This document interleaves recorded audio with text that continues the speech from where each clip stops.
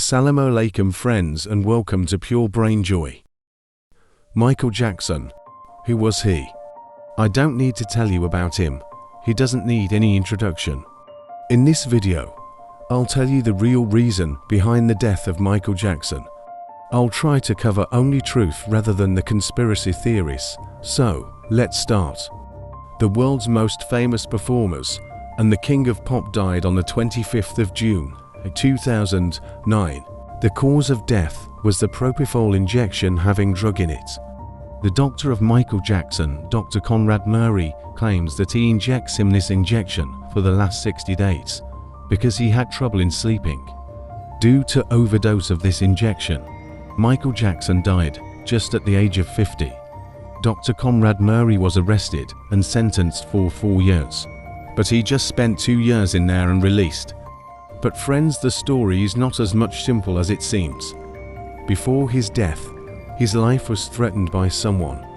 Micheal Jackson knew that he would be killed.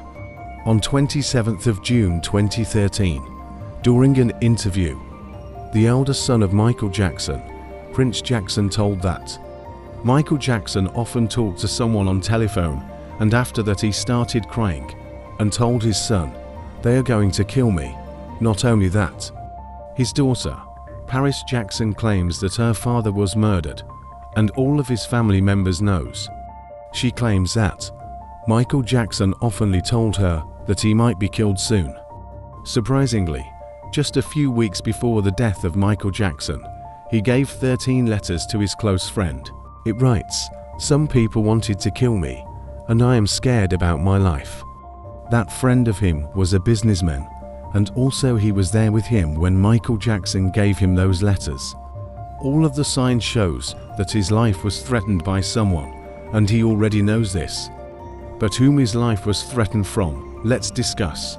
Friends, many few people knows that apart from the pop singer, Micheal Jackson was also a businessman, and this became the biggest problem of his life. When his album Thriller released, it became so popular that Micheal Jackson became very rich. He thought that he should invest his money. He doesn't wanted to spend life in his old age poorly like other artists, so spent all of his money in purchasing an ATV named company. This company had the rights of many well-known songs like Elvis Presley and Beatles. That was a music catalogue of 4,000 songs, whom were very precious, and the Micheal Jackson became the owner of that catalogue. If anyone wants to use any music from those, it gives profit to Micheal Jackson.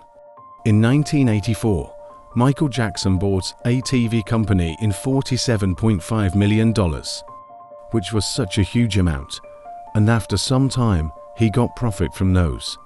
And then, the famous song of Beatles, which was Revolution, he sold it to Nike for $500,000, which Nike uses in its advertisement. Micheal Jackson became the powerful personality of music industry, but later he did something the powers who controls music industry didn't like. He started giving some singers their songs rights back. Most of them includes black singers, because Micheal Jackson thought black singers didn't get chance to become stars. Besides that, he did many great things that the Western music industry controllers didn't like. Those controllers controls overall music industry, but they could see him coming out of their hands. Everything went well until 1995, when the Sony Music Company contacted Micheal Jackson and offered him to combine Sony Music and ATV Music. They offered $95 million for this. Micheal Jackson accepted the offer, and now half of the rights goes to Sony Music and half rights to Micheal Jackson. Sony Music took the duty to promote his songs. But after some time, the relations between Sony Music and Micheal Jackson deteriorated. Micheal Jackson thought that the Sony Music didn't promote his music and lied to him that his album didn't sold. Sony Music wanted to financially weak Micheal Jackson, so he would sell the remaining 50% shares to Sony Music, and this was the phase where the destruction of his life begun. During this, Micheal Jackson was blamed to sexually violate kid, in which he paid $20 million to the court for the settlement. His popular image destroyed, and not a single company wanted to attach their name to him. At that time, he became financially weak, and he claimed that all this is a conspiracy against him, and he blamed this to the owner of Sony Music, Tommy Mottola. He also took out a rally against him. He called him Satan. Friends, the real root of all mess was the music album, whose have the rights of precious thousands of songs, which was divided among Micheal Jackson and Sony Music. Sony Music wanted to purchase half of Micheal Jackson's share, from which he helps other artists. That's what many of the powers of the music industry were angry on him. During this, Micheal Jackson released his new song, They Don't Really Care About Us. This song was actually against the powers of music industry. He was getting deeply in debt during this time. Apart from that, he was the 50% shares holder of AlbumBit.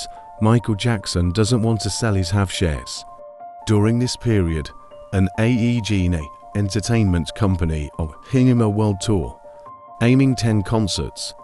From these concerts, Micheal Jackson would get enough wealth and had a chance to become financially strong. Micheal Jackson signed this contract under pressure, but then this entertainment company demanded him 50 shows. So Micheal Jackson denied the offer. He was not well at that time, and according to his sister, Micheal Jackson, he thought that he might be killed on stage. Then the AEG company started to pressurize him for signing 50 shows, and also this company appointed Dr. Conrad Murray for him. This was the doctor whom I told you in the beginning. The doctor who gave him the overdose of propofol injection. This injection was illegal due to having drugs in it. This injection was not allowed to be used outside the hospital. But the Dr. Conrad started to inject him, so Micheal Jackson became addicted to it. But the question is why the Dr. Conrad gave him this injection. According to some people, Dr. Conrad Murray was just a puppet, and behind this puppet, there were those power whom hate Micheal Jackson. As I told you, those powers didn't like him and wanted to take back the album and music catalog from Micheal Jackson. And maybe that was the reason behind all those mess with Micheal Jackson. Now these music catalog became a danger to his life. I am not saying this, but these are the words of Micheal Jackson. She said that Micheal Jackson oftenly told her that this album would take his life. According to her, after the death of Micheal Jackson, many powers wanted to buy this catalog. According to them, a dead Micheal Jackson was more precious than a live Micheal Jackson, because Micheal Jackson doesn't wanted to sell his catalog. Micheal Jackson told this to many of his close people. As I told you in the beginning of the video, that Micheal Jackson talked on his phone and says he would be murdered.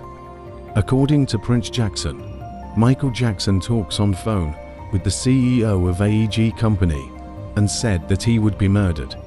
That AEG company who pressurized him for 50 shows and whom appointed Dr. Conrad Murray. After the death of Micheal Jackson, his shares shifted to his family members. And surprisingly, just after the 9 months of his death, Sony Music purchased the shares from his family for $750 million. As well as his songs, whom were not even released, their rights also were transferred to Sony Music. Maybe that's why Micheal Jackson said that. These powers see more benefit in my death than in my life. But here the question is, why does his daughter Paris Jackson claim that his family members know why he was murdered? Did this catalog prove to be the cause of Micheal Jackson's death? And why was this catalog sold to Sony Music, whom Micheal Jackson hates the most? And is that why Conrad Murray was made his doctor? I leave it to you all to decide. See you in the next video. Masalama.